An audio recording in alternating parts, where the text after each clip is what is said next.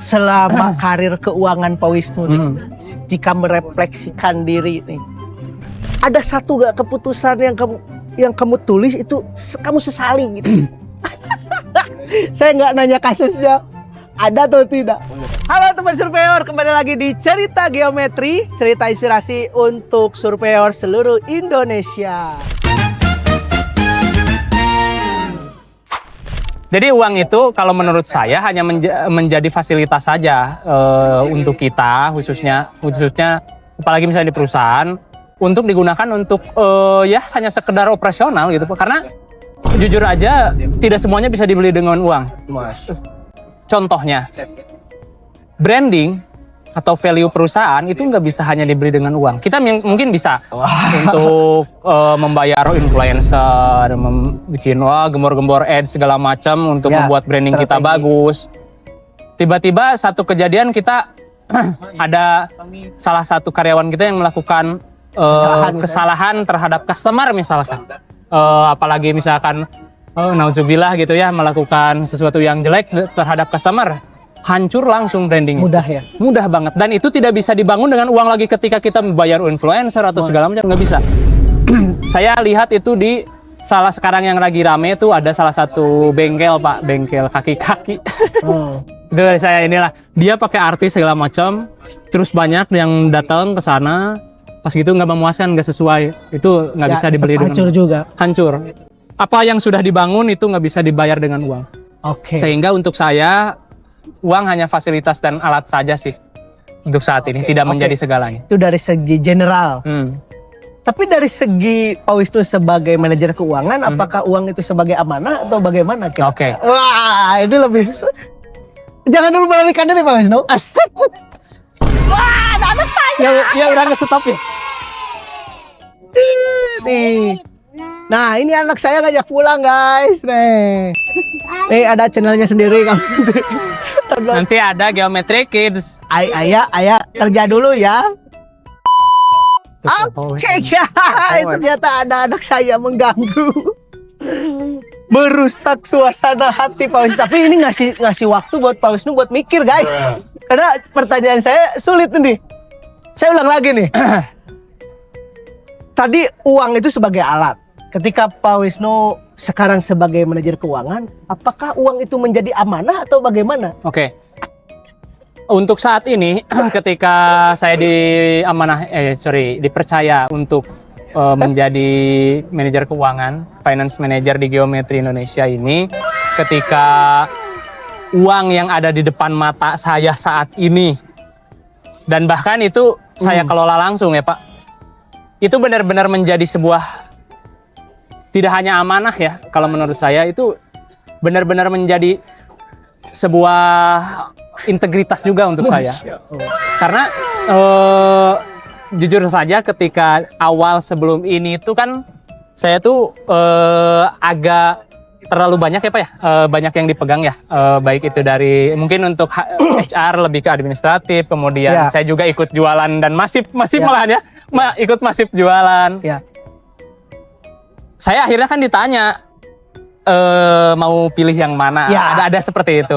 Dan saya memilih untuk stay di keuangan itu karena saya merasa saya malah lebih takut ketika orang lain yang mengelola keuangan Geometri.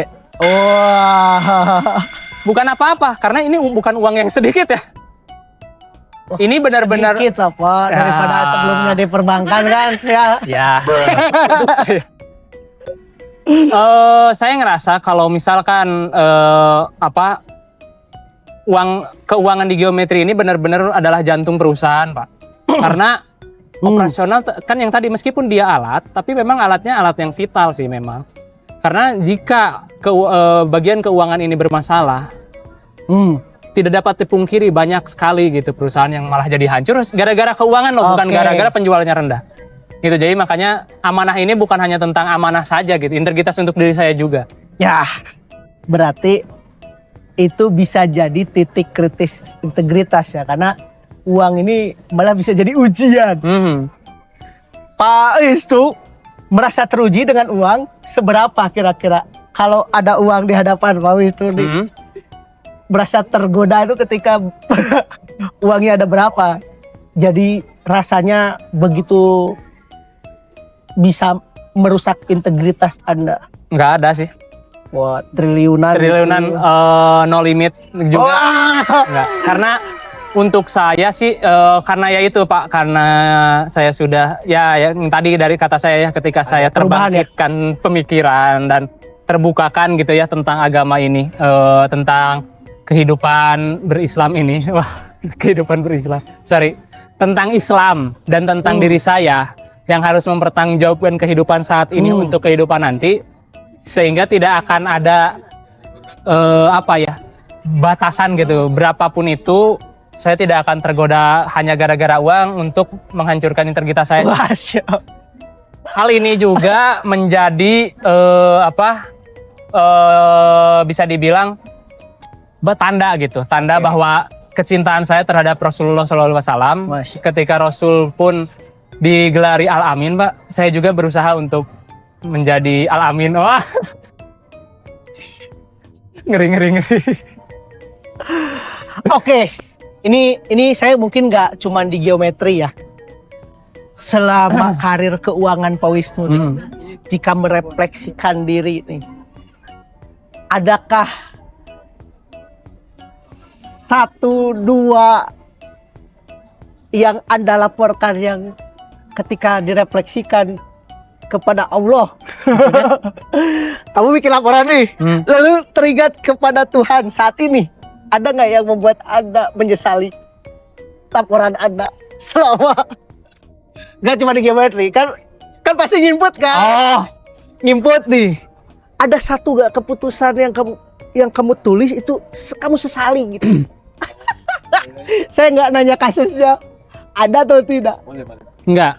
Selama Nggak ada. Masya Allah. Nggak ada karena pertama jadi saya sebenarnya nih, saya lebih baik kadang-kadang, tapi meskipun nggak pernah terjadi ya, karena alhamdulillah gitu, makanya kenapa dari sebelumnya pun saya pekerjaan masih posisi itu tuh dan meningkat tuh kan mungkin karena itu juga, dipercaya juga. Jadi nggak pernah sekalipun saya nauzubillah ya, misalkan manipulatif ataupun saya yang mempermainkan, itu nggak pernah sama sekali. Dan kalaupun ada laporan yang ini pasti bukan ulah saya. Dan saya suka lebih memilih lebih baik, dan ini sering terjadi Pak, sering terjadi. Bukan sering terjadi, sorry, pernah terjadi. Saya lebih baik saya yang dimusuhi daripada saya harus berbuat salah. Wow, ini seorang idealis pemirsa.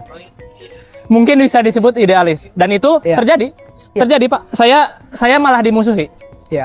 Dan memang idealis itu resikonya tidak disukai.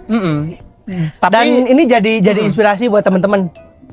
Ya, kenapa juga ini saya bawa ke podcast Cerita Geometri?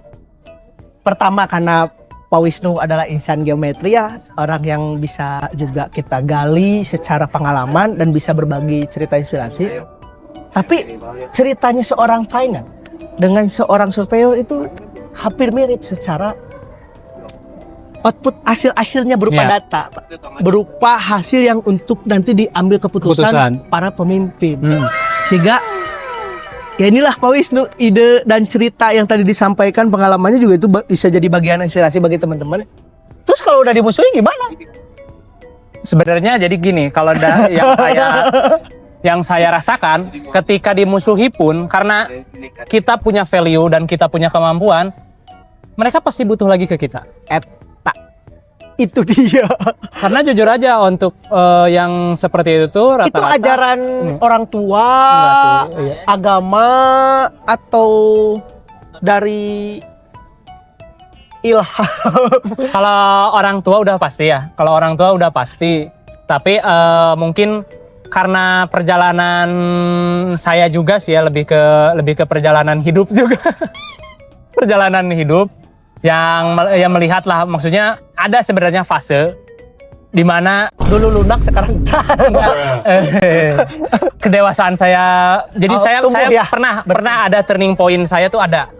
Turning point saya tuh 2017 sih sebenarnya. Ada fase di mana saya tuh benar-benar berubah dari tadinya biasa aja anak-anak lah, gimana Iya. remaja, Ada titik langsung berubah Kematangan sekaligus. kedewasaan, So, itu turning point-nya itu di situ, dan dari situ saya belajar banyak kayak triggernya waktu atau Bukan. masalah? masalah.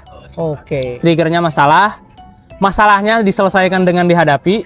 Disitulah turning point saya jadi dewasa. Malah masalah itu selalu akan jadi syarat utama pembentukan kedewasaan. Iya, Kepemimpinan, mindset itu pasti iya. harus dari masalah. Jadi kalau menurut Bapak orang yang menghindari masalah itu mending masih hidup atau Jadi lebih ke gini sih, kalau menurut saya sih, Oke. menurut saya ya ini pandangan pribadi saya. Ketika ada masalah memang tidak semuanya harus diselesaikan, Pak.